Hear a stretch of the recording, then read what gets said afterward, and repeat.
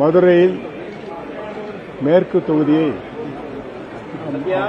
மதுரை மத்திய தொகுதியில் புதிய நீதி கட்சி போட்டியிட இருக்கின்றது. தேசிய ஜனநாயக கூட்டணியில் அனைத்திந்திய அண்ணா திராவிட முன்னேற்ற கழகத்தின் சார்பில் மதுரை மத்திய தொகுதியை ஒதுக்கி கொடுத்திருக்கிறார்கள். அண்ணா திராவிட முன்னேற்ற கழகம் சின்னமான இரட்டை இலை சின்னத்திலே நம்முடைய திரைப்பட கதாநாயகரும் திரைப்பட இயக்குநரும் திரைப்பட தயாரிப்பாளருமான சுந்தர் சி அவர்களை வேட்பாளராக இன்று நிறுத்தியிருக்கின்றோம். ஒரு தொகுதி அண்ணா திராவிட முன்னேற்ற கழகம் தேசிய ஜனநாயக கூட்டணியிலே புதிய நீதி கட்சிக்கு கொடுத்திருக்கிறார்கள். இன்னொரு தொகுதியை பாரதிய ஜனதா கட்சியின் சார்பில் அவர்களுக்கு ஒதுக்கப்பட்டிருக்கின்ற 27 தொகுதிகளில் ஒன்றை புதிய நீதி கட்சிக்கு விட்டுக் கொடுக்கிறார்கள். அதிலே தாமரை போட்டியிடும். தாமரை சின்னத்திலே பாரதிய ஜனதா சார்பில் 2 தொகுதிகளில் புதிய நீதி கட்சி இடம் வாங்கியிருக்கிறது. அதிலே மத்திய தொகுதியான மதுரையில் மிகப்பெரிய வெற்றியை நிச்சயமாக பெறுவோம். வருங்காலத்திலே வரும் ஆட்சி மாற்றம், மிகப்பெரிய ஆட்சி மாற்றம் நிச்சயமாக தமிழகத்திலே வரும்.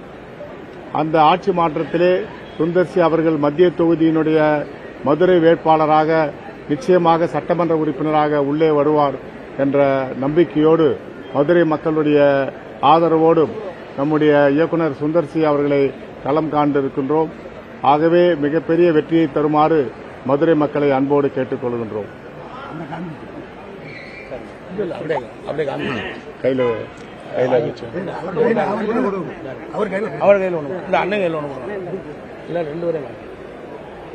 மதுரை மீனாட்சி அம்மன் அருளாலும் மதுரை மக்களின் அன்பாலும் மதுரை மண்ணின் மேல் நான் வைத்திருக்கிற நம்பிக்கையாலும் கண்டிப்பாக இங்கே நல்லபடியாக வெற்றிக்கனி எனக்கு மதுரை மக்கள் பரிசளிப்பார்கள் என்ற நம்பிக்கையுடன் உங்கள் முன்னால் இன்று என்னுடைய முதல் பேட்டியை ஆரம்பிக்கிறேன். இதுக்கு முன்னாடி சினிமாவில் சினிமா இயக்குநராக எத்தனையோ பேட்டிகளை கொடுத்துருக்கேன். இந்த களம் எனக்கு ரொம்ப புதுசு. புரட்சித் தலைவர் எம்ஜிஆர் அவர்களால் உருவாக்கப்பட்டு அம்மா அவர்களால் வளர்க்கப்பட்டு இன்று புரட்சித் தமிழர் எடப்பாடியார் அவர்களால் ஆதரிக்கப்பட்டு வளர்க்கப்பட்டுக் கொண்டிருக்கும் இந்த இரட்டை இலை சின்னத்தில் நான் நிற்க காரணமாக இருந்த புதிய நீதி கட்சி தலைவரும் எனது மூத்த சகோதரனுமான ஏசி சண்முகம் ஐயா அவர்களுக்கும் அதிமுக பொதுச் செயலாளர் மதிப்பிற்குரிய அண்ணன் எடப்பாடியார் அவர்களுக்கும் பாரதிய ஜனதா கட்சியின் மாநில தலைவர் நயினா நாகேந்திரன் அவர்களுக்கும் பாட்டாளி மக்கள் கட்சியின் தலைவர் மதிப்புக்குரிய டாக்டர் அன்புமணி ராமதாஸ் அவர்களுக்கும்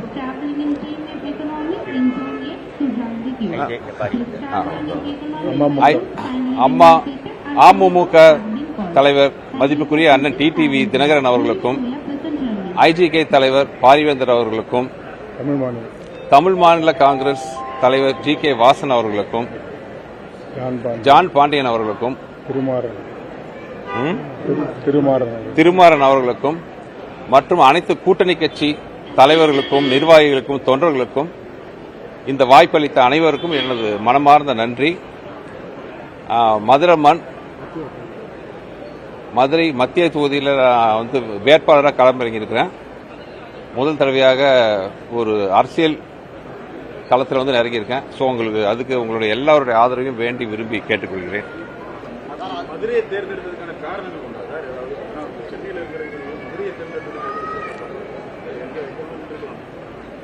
இல்ல, மதுரை புரட்சித் தலைவர் எம்ஜிஆருடைய கோட்டை, புரட்சித் தலைவர் அம்மாவினுடைய கோட்டை. அதில் நிறைய மதுரை மக்களுக்கு செய்ய வேண்டிய கடமை இருக்கிறது. ஜிப்மர் மருத்துவமனை விரைவில் திறக்க வேண்டும். அதுபோன்று பல்வேறு சாலை வசதிகள், மேம்பாலங்கள், பல்வேறு மதுரை வளர்ச்சிக்காக புதிய நீதி கட்சி இந்த தொகுதியை தேர்ந்தெடுத்திருக்கிறது. முதல்வராக களம் கால்றீங்க. மூத்த அமைச்சர் பிடிஆர் இருக்காரு. அந்த தொகுதியில நீங்க எதிர்த்து நிற்க போறீங்க. தொகுதியை பத்தி அண்டர்ஸ்டாண்ட் பண்ணிக்கிறீங்களா? எந்த அளவுல நீங்க தயாராக? கண்டிப்பாங்க தொகுதியை பற்றி எல்லாம் தெரிஞ்சு அதை அலசி ஆராய்ச்சி. ஏன்னா ஏற்கனவே நிறைய தடவை நான் மதுரைக்கு வந்திருக்கேன், இங்கே படப்பிடிக்காம வந்திருக்கேன். பூங்கா நகரம் தூங்கா நகர் மதுரையை பற்றி எல்லாம் தெரிஞ்சு, அதில் இருக்கிற பிரச்சனைகள்லாம் தெரிஞ்சு, ஒரு மக்களுக்காகட்டும் இந்த மண்ணுக்காகட்டும் நல்ல தீர்வு கொடுக்கும், என்னால் முடிஞ்ச அளவுக்கு நல்ல தீர்வு கொடுக்கணும், அதுக்காக உழைக்கணும்னு தான் வந்திருக்கேன். 4ஆம் தேதி 11 மணிக்கு வேட்புமனு தாக்கல் பண்ணுறோம். கேம்பெயின் இமீடியட்டாக ஆரம்பிக்கிறோங்க. ஆமாம், இல்லை இன்னைக்கு கொஞ்சம் முக்கியமான இப்போ விஐபிஸ் எல்லாம் மீட் பண்ண வேண்டியதுக்கு, கட்சி தலைவர்கள், தோழமை கட்சி தலைவர்கள் எல்லாத்தையும் சந்திக்கிறோம். அவங்களோட ஆதரவையும் ஆசீர்வாதையும் பெற்றுட்டு 4ஆம் தேதியிலிருந்து பிரச்சாரத்தை ஆரம்பிக்கிறோம்.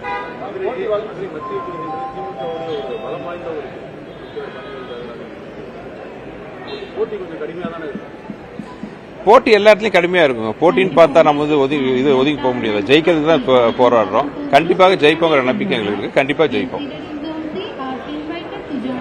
நன்றி, வணக்கம். அப்படியே போங்க நன்றி.